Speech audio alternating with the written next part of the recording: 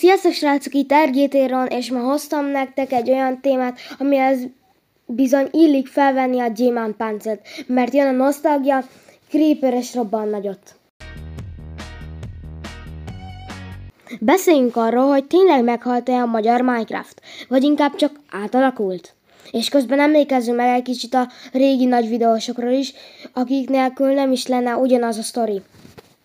Emlékeztek amikor? Na, ki emlékszik még Dogi Andi legendás Minecraft sorozataira, azokra a részekre, amikor a kis kockaházakból indult, de végül hatalmas kastélyok, farmok és titkos bázisok lettek belőle. Vagy ott volt Sirius, aki minden egyes építményéről úgy beszélt, mint egy műalkotásról, és mi meg tátott szájjal néztük, hogy úristen, ezt hogy csinálta? Lucky, aki nem csak épített, de közben olyan laza humorral nyomta, hogy az ember kedvet kapott játszani, meg persze sziasztok srácok, Lucky vagyok.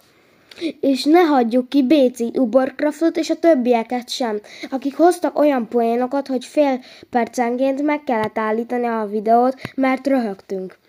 Ezek voltak azok az idők, amikor suli után rohantunk haza, hogy megnézzük az új részt, és aki maradt egy epizód.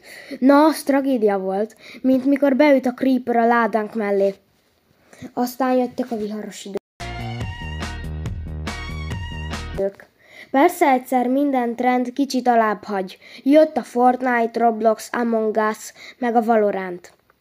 És sokan elkezdték mondogatni, a Minecraft már nem menő, az már a múlt.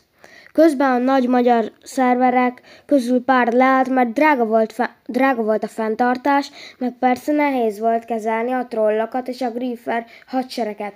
És igen, néhány régi videós is váltott, vagy kevesebbet töltött fel Minecraftot. Szóval sokan tényleg azt hitték, bukott a Minecraft. De nem bukott meg. És itt jött a fordulat, srácok, mert a Minecraft, meg főleg a magyar közösség, az sosem halt ki teljesen. Mindig voltak új arcok, új videósok, új szerverek. És ami a legjobb, a régi nagyok közül páran visszatértek egy-egy videóval, live-val, vagy csak a nosztalgia kedvéért.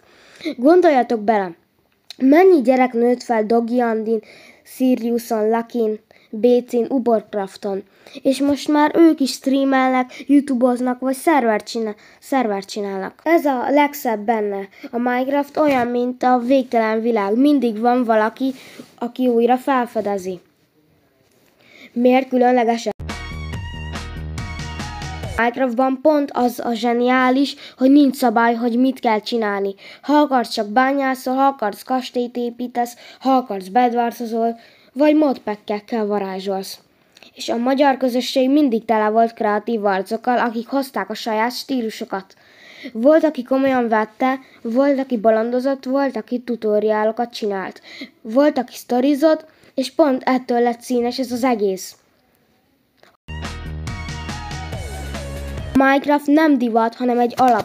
Jönnek majd új update-ek, új modok, RTX shader, meg ki tudja micsoda. Lesznek új videósok, de közben a régi arcok neveit is emlegetjük majd. És ez így van jól, mert Dogi Andi, Sirius, Lucky, BC, Ubercraft és a többiek letették azt az alapot, amin ma is állunk. Ők a mi Bedrock Editionünk. Szóval legközelebb, ha valaki azt mondja, hogy a magyar Minecraft bukott, csak mosolyogjatok és mondjátok neki, bukott a fene, csak respawnolt a spawn pointon. Én voltam RGT Ron, köszönöm, hogy itt voltatok, dajbatok egy lájkot és iratkozzatok fel, és írjátok meg kommentben, melyik régi videós volt a kedvencetek. Ne felejtjétek, a kocka sosem hal meg, csak új világot generál. And they say if we'll only avoid any confrontation